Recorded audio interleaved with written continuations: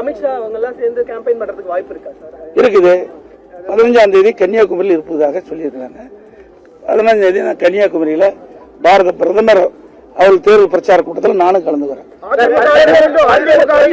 நடந்ததா ஆளுநரை சந்தித்து நிறைய கோப்புகள் எல்லாம் கொடுத்திருக்கீங்க. இப்ப அந்த ஊழல் நடைபெற்றதா நீங்க ஆட்சிக்கு வந்தா என்ன மாதிரி நடவடிக்கை எடுப்பீங்க? அதுல யார் யார் பட்டியல் இருக்காங்க, என்ன மாதிரி நடவடிக்கை எடுப்பீங்க?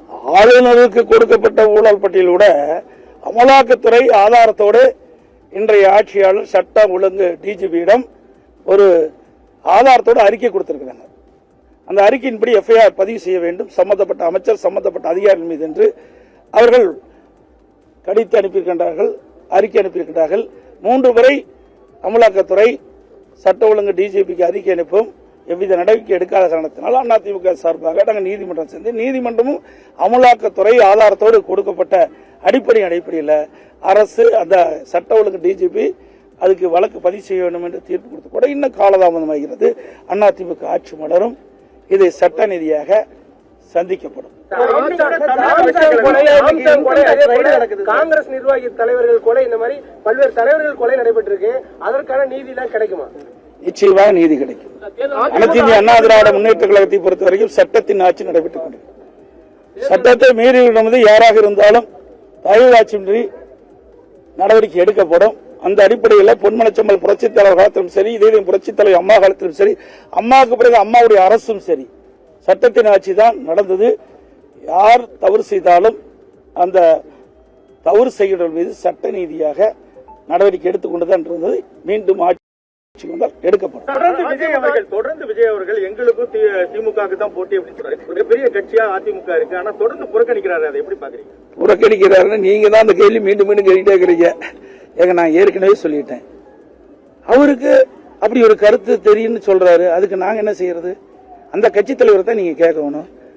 அதிமுக பிரதான எதிர்கட்சி, 31 ஆண்டு காலம் தமிழகத்தில் ஆட்சி புரிந்த கட்சி, பல்வேறு திட்டங்களை கொண்டு வந்து நடைமுறைப்படுத்தி மக்களிடத்தில் மிகப்பெரிய வரவேற்புள்ள கட்சி. எங்களுடைய கட்சி மக்களிடத்தில் நன்மதிப்பு பெற்றுள்ள மீண்டும் ஆட்சிக்கு வர வேண்டும் என்று மக்கள் எதிர்பார்க்கின்ற கூட்டணி அதிமுக தலைமையில் அமைக்கப்பட்டிருக்கிறது.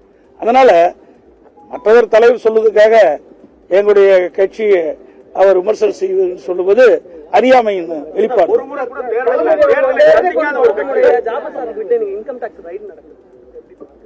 அது வந்து இன்கம் டாக்ஸ் எப்படி நடக்கணும், அதை பத்தி நான் என்ன செய்ய சொல்ல முடியும் தெரியலையே.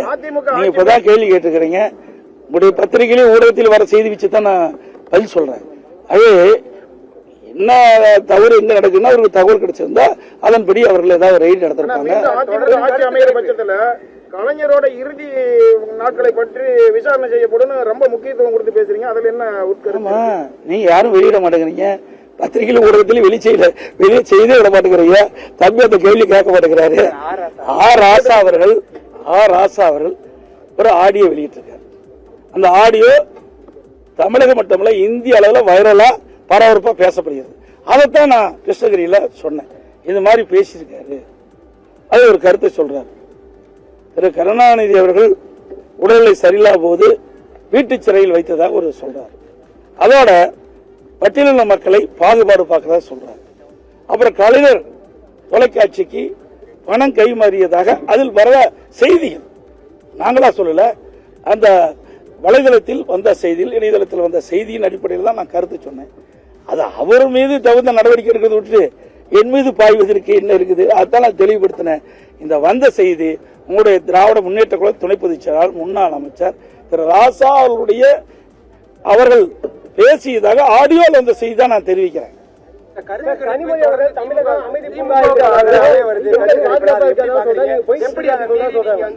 ஊடகம் பத்திரிகை நீங்க பார்த்து போடுங்களேன், எது சரி எது தவறுன்னு. என்னை கேட்டா எங்களை தான் சரின்னு சொல்லுவேன். நடுநிலையோட செயல்படுங்க. சொல்றேன், இந்த இடத்துல சொல்றேன், அனைத்து இந்திய அண்ணா திராவிட முன்னேற்ற கழகம் தான் ஆட்சி அமைக்கும்.